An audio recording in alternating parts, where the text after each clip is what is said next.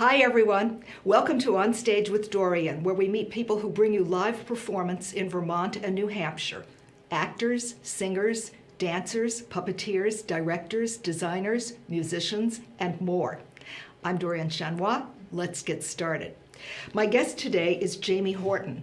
Now, if you're a theater goer, you may well know Jamie Horton because of his frequent appearances at Northern Stage in White River Junction. Jamie has lived in the Upper Valley since 2006. Prior to that, he was a member of the Tony Award-winning Denver Center Theater Company for 23 years.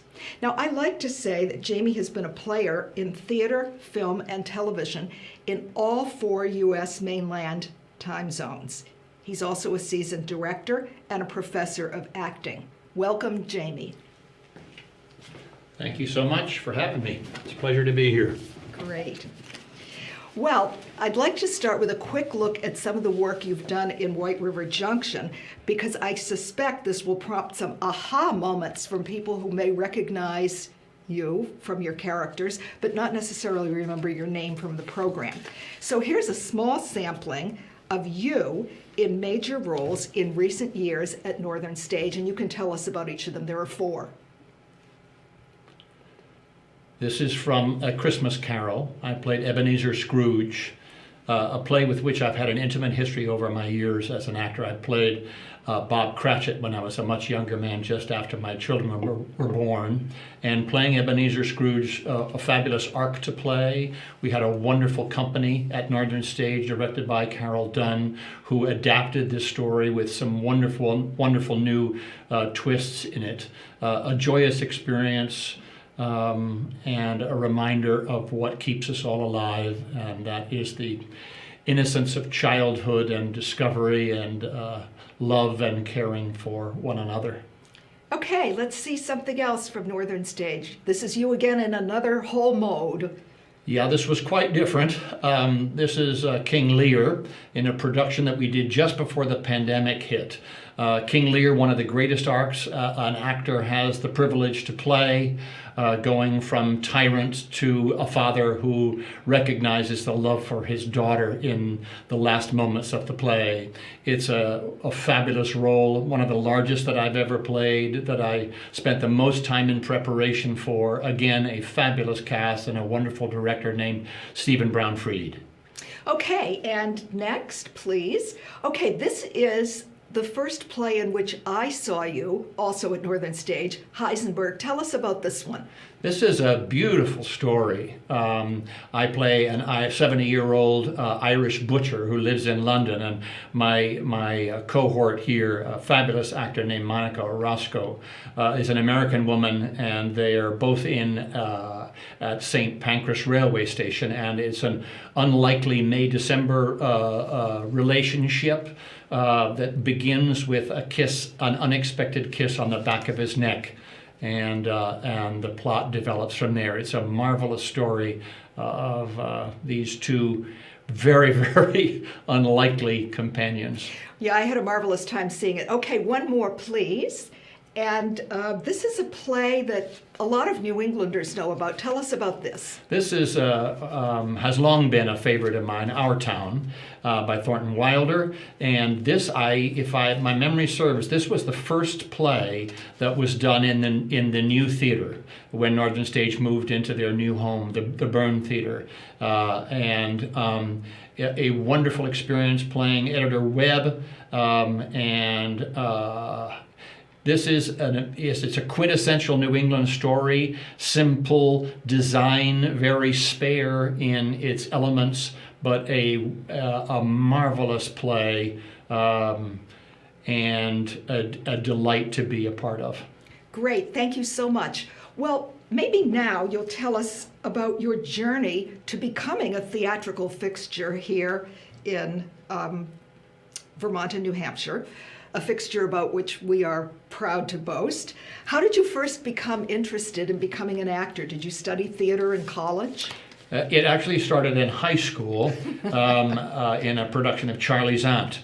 And that's where I first got the bug and heard laughter from an audience, and that was really it. That's what grabbed me. I did a lot of theater with the Hanover High Footlighters, and then went to college at Princeton University, and I did much more theater there than I did anything else when I was there, but worked a great deal on the stages at Princeton, and then went directly out to Los Angeles for 5.5 years before becoming a member of the Denver Center Theater Company in 1983, which was one of the most fortuitous moves I have ever made in my life. And then from there, my dear friend and colleague Peter Hackett invited me here to direct a production at Dartmouth of the Heidi Chronicles in 2005.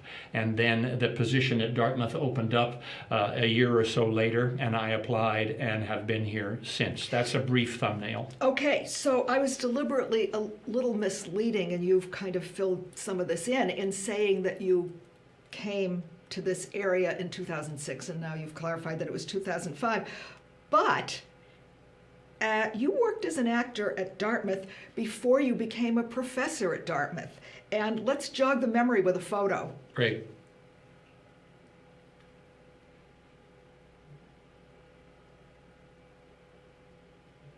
There we are.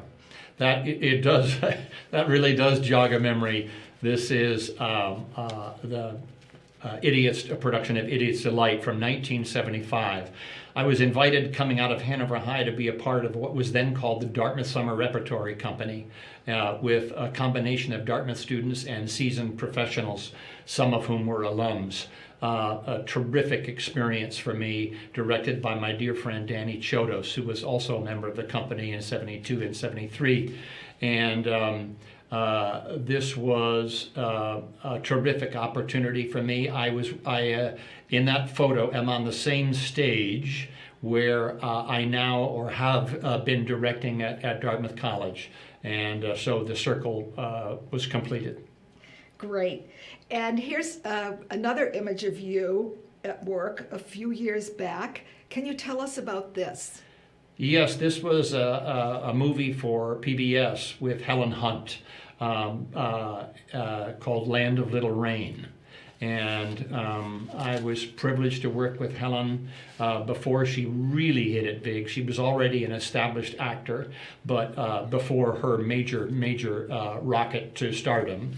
And she was a delight to work with. And I believe this picture was taken on what we affectionately called Mosquito Ridge, because we were shooting outside a love scene, and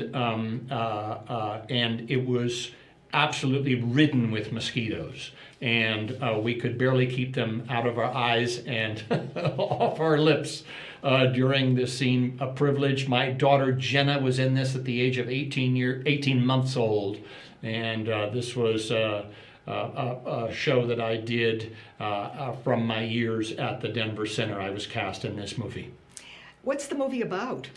Oh dear! Now this is where you're gonna. It's it is, and forgive me, I forget some of the details. A famous author, and her name is escaping me right now. I'm sorry. It's all right. And she goes where? It is a story of her breaking, moving out on her own, out from her life and becoming an author. Okay. In her own right, outside the strictures of society. Fantastic. If the name comes back to me, I'll blurt it out. Sounds good. All right. Now you've worked with some other Hollywood legends. Can you pick one or two and tell us about that? I think perhaps the experience that was really formative for me was working in 3 plays of love and hate that John Cassavetes directed, that starred John Voight, Gena, Rowlands, and Peter Falk. And I was in 2 of those plays. My mother is English, and they were looking for actors who could do British accents which is something that I've done a lot of in my career, thanks to my upbringing. And I got to be in a scene with Peter and a scene with Gena. The scene with Gena is the one that I wanted to speak about, because it started as a 4 or 5 line scene, and John Cassavetes turned to us one day and he said, you know, there's something in here and I want you to improvise now. And so I was on stage a bit starstruck with Gena Rowlands, whom I greatly admired, and John just said, go for it and invent. And we created this whole scene, and the folks that were sitting in the audience on that day were laughing and were very appreciative. And I went outside the theater as soon as this was done, this exercise, and wrote down everything I could remember that we said, and that became the basis of our fuller scene in the stage play, which then went on to be a film, which I also was in. Great. And Gena, who became a very good friend, I was also her dialogue coach on this project, and served as dialogue coach for John Voight also. Tell us what a dialogue coach does. Yeah, it is really as simple as helping actors run their lines.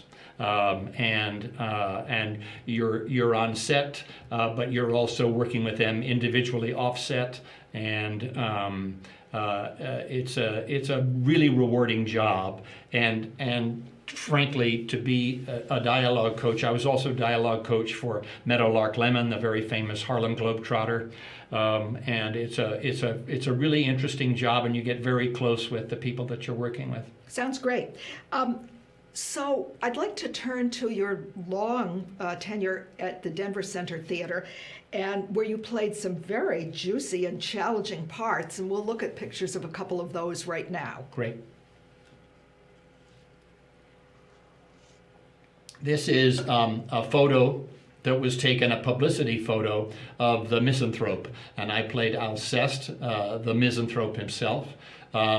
A person who is, as the title suggests, totally despises society as it stands, and doesn't suffer fools gladly, and believes in telling the truth about everything, or that is his version of the truth, and a wonderful, pompous, but ultimately sympathetic man who falls in love.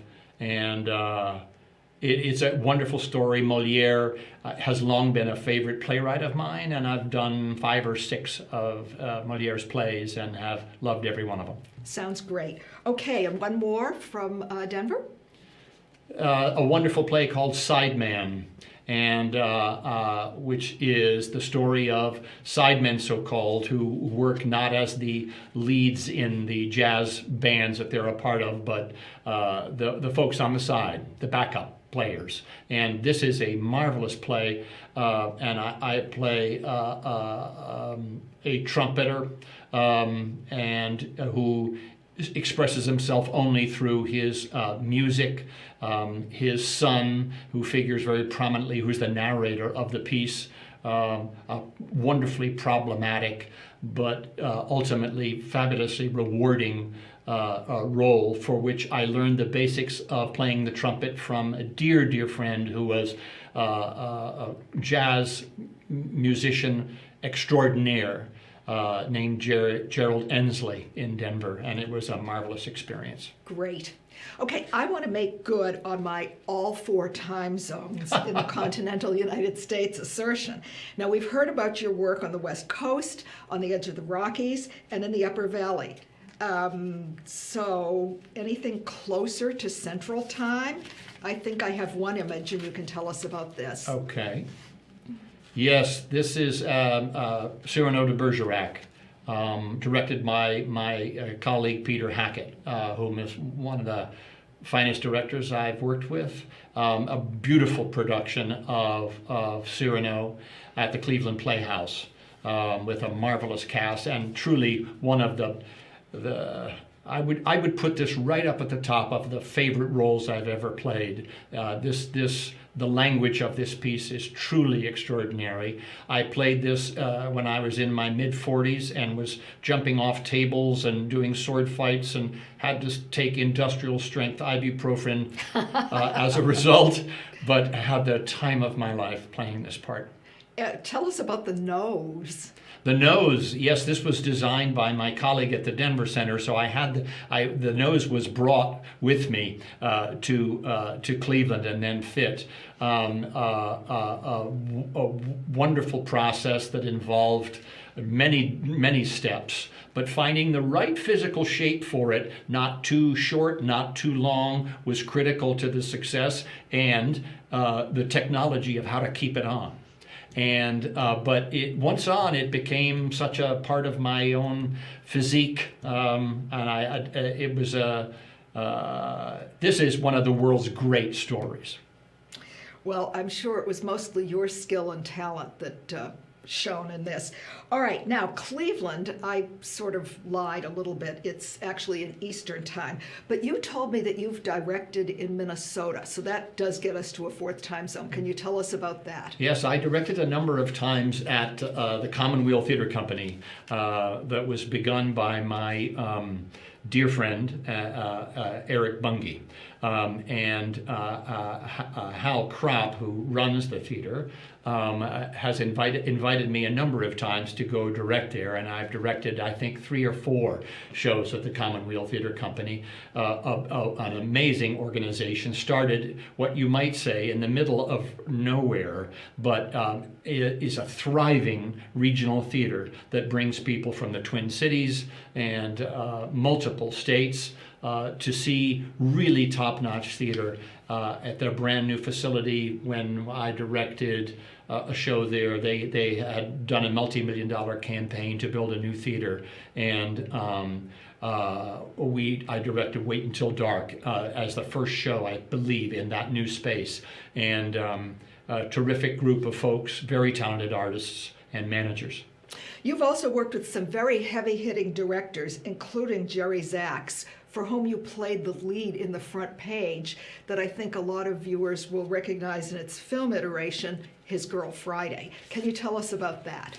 Yeah, that is a marvelous play that operates at the speed of knots. The language flies by in the classic style of that period.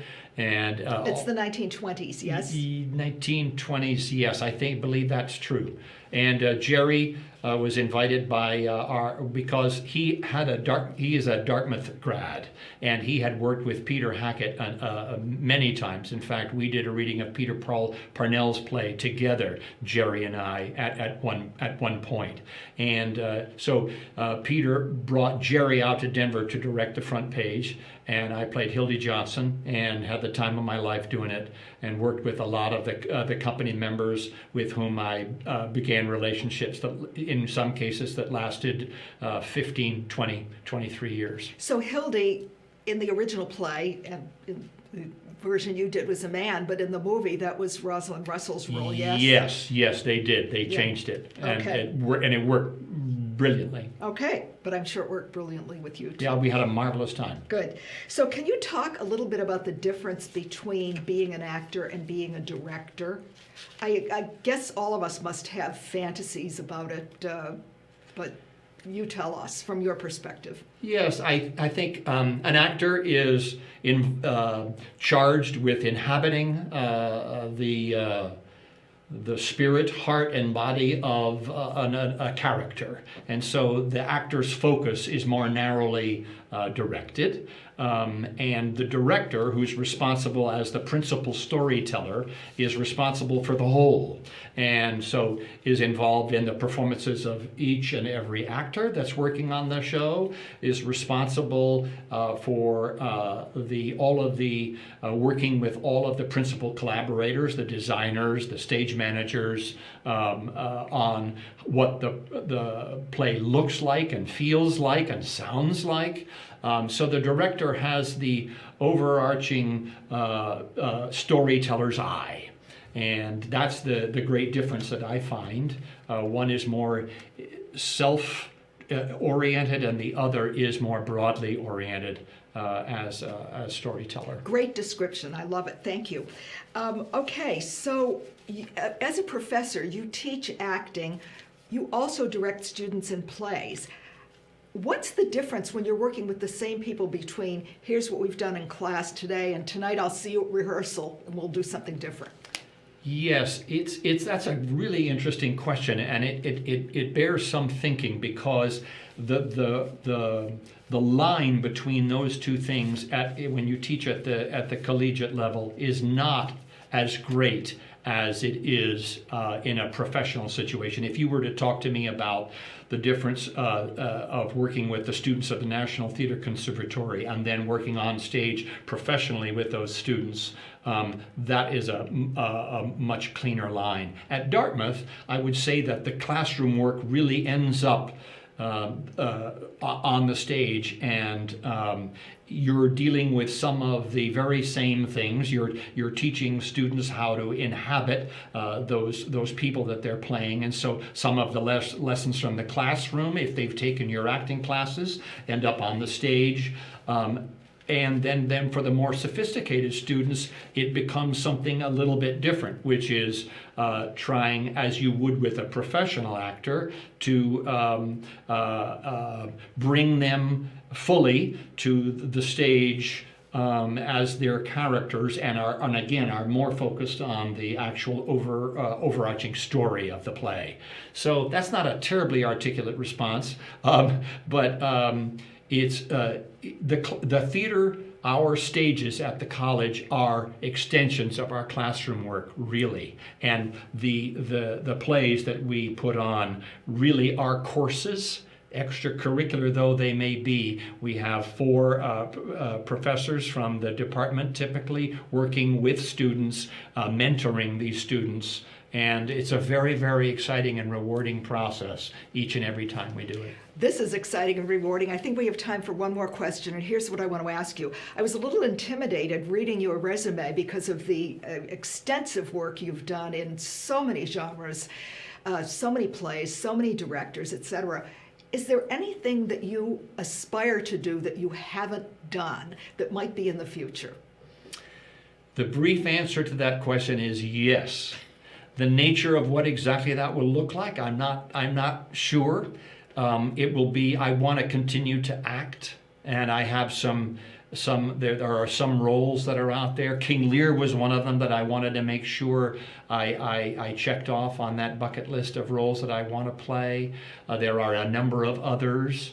I think my future as an artist is probably going to be as an actor, and I want to keep working as long as I can. It brings me a great deal of joy. It always has. The process of acting for me has always been the most extraordinary self-discovery process that I can identify. And this is what I tell my students as well. It is a process in which one never ever stops learning. And so some of my great colleagues and friends who have been in the theater when I was a younger actor would talk about the firsts in their discoveries that they made at the age of 70 and 75. Brand new things that all of a sudden became clear to them after a lifetime in this art form that they'd never thought about or had, and all of a sudden, aha, bingo, there was the discovery. And if you ever stop feeling that way, you're in trouble, because there's always something else to learn. And I guess I would say that whatever my next chapter is, it is about that. Well, you have my email address, so when that chapter starts, I want to be there. Thank you, Jamie Horton. This has been a pleasure. I hope you'll come back another time. This has been On Stage with Dorian. Thanks a lot.